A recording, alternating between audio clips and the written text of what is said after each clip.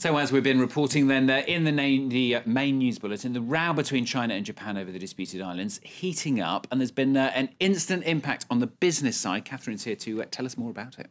Yeah, we've seen Japanese companies with exposure to China taking a hit on the stock markets today. And just to talk about this more globally, this is Asia's two biggest economies that are facing off over these disputed islands. You know, just also to remind viewers of how big a deal this is. They have a trade partnership worth tens, if not hundreds of millions of dollars every single year. And hundreds of Japanese businesses are now affected in different ways. They've been coming in thick and fast, all the news of the different names that have been hit by this. We can actually cross to Tokyo live now for our correspondent Gavin Blair, who's on the line for us there. Gavin, as I said, this is affecting all kinds of companies, from multinationals to small family-owned Japanese restaurants. Can you tell us a bit more about who is being impacted and exactly in what way? That's right. The Japanese stock market had been up in morning trading, but since it reopened after lunch, it has fallen into the red on news of anti-Japanese demonstrations in as many as 100 cities across China.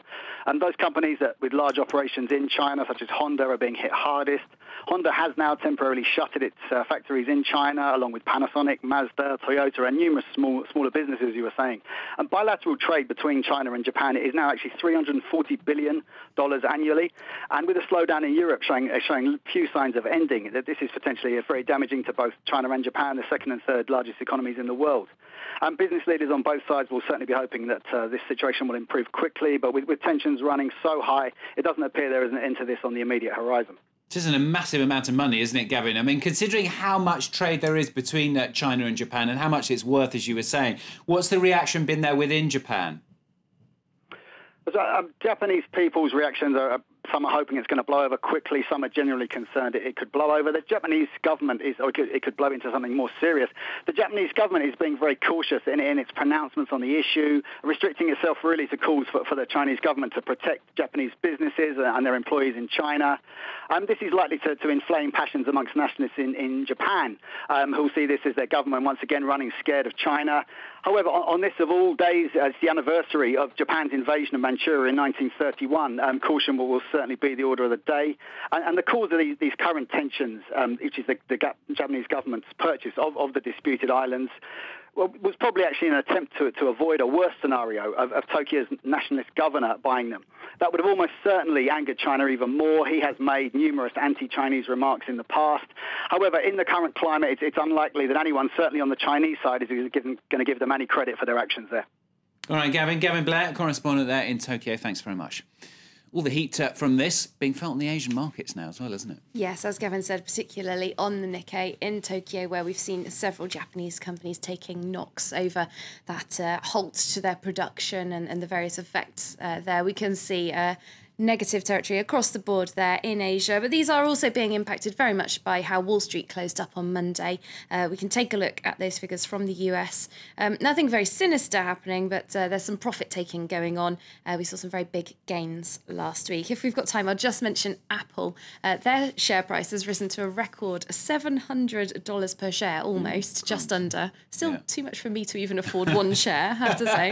And it's basically pretty much being put down to the record advanced sales of the iPhone 5. 2 million people have already ordered theirs. Too late to get in now, Catherine. Sorry about that. Back here in Europe, let's calm things down a little bit. Gentler row than the one between Beijing and Tokyo. Yes, but a row all the same. And it's been brewing for a while. Two European aerospace giants, EADS, which is European, and BAE Systems, which is British. Now, they're manoeuvring for a merger. It's a deal that's worth around $45 billion, but the various governments involved are being very cautious about this, of course. Very heavily impacted on the defence and military side of things. So the French, German, Spanish and British governments all wanting to have a say in how this goes ahead. But the companies themselves say that if the politicians meddle too much, then they might call off the merger altogether. Stephen Carroll's been looking into it. It's a blockbuster deal that would create the world's biggest aerospace company. But talks of a merger between British defence industry supplier BAE Systems and the Airbus parent company EADS have raised government concerns across Europe. We are asking a lot of questions concerning as well the strategic interest of such a merger, the industrial effect, the future of our defense industry, and the employment in France. The French and German governments both hold big stakes in EADS, while the British government has a so-called golden share in BAE Systems, which allows it a veto over any takeovers. Paris and Berlin want a similar arrangement under a merged company, but that could fall foul of European internal market rules. The United States, one of BAE's biggest customers, is worried too. They're said to be seeking a guarantee their military technologies won't be leaked. The shareholder governments are thought to be supportive of the merger in principle, but the companies will need to tread carefully. Under UK law, they have until the 10th of October to decide if they want to go ahead with the deal. Okay, let's run you through some other business stories in brief then. We heard from Pierre Moscovici in that report, and while he was in London, the French finance minister had a word or two to say about the Eurozone. Spanish borrowing costs have been rising again on fears of increased volatility if Madrid doesn't take a bailout, but Pierre Moscovici is insisting it's up to Spain to decide whether to take one. He also said the Eurozone should push ahead with banking union and that the British finance minister agrees with him. And in the United States, the head of a financial brokerage company has admitted to embezzling more than $100 million out of 24,000 customers. Russell Wassendorf Sr. is now facing 24 years in jail for the 20-year-old fraud. Receivers are now trying to claw back some of the money to compensate victims by selling off assets. They include a private jet, a publishing company, a restaurant, and even a valuable wine collection. And they can be very valuable indeed, as we know. They certainly can. Now, while we're talking about the threat of job losses, here is an idea for you on how to get out-of-work people working again. Now, the Dutch city of Rotterdam has got a scheme whereby job seekers accept to work 1 day a week for free once their regular benefits run out. Is it forced labour by a different name, or an innovative way to keep people out of the spiral of long-term unemployment? Take a look. Every street cleaning team in Rotterdam has at least one part-timer, a job seeker who's come to the end of their unemployment allowance.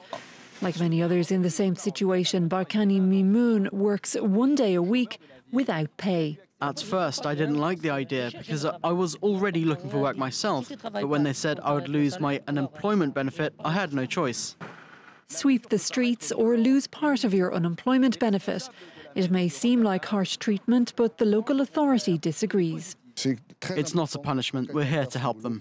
When someone loses their job, it's very important they maintain the rhythm of work, that they keep up the habit of getting up in the morning and going to work. Rotterdam is Europe's biggest port, but the unemployment rate is at 12%, twice as high as elsewhere in the Netherlands. Employment is the #1 priority of local authorities. There's more to the work initiative than free labour. The programme, which has been running for 2 years, also includes professional development courses. It worked for Barkani Mimoun. He's now been recruited full-time by the local authority. But only 1 out of 5 people who join the scheme get a job out of it. Critics say it's ineffective and just a way for the local government to artificially improve its unemployment statistics. Even so, other cities in the Netherlands are considering similar projects. Good idea or not, make your own mind up. It's up to you. Catherine, thank you very much. More from her just over an hour's time, and the latest news right after the break. Stay with us.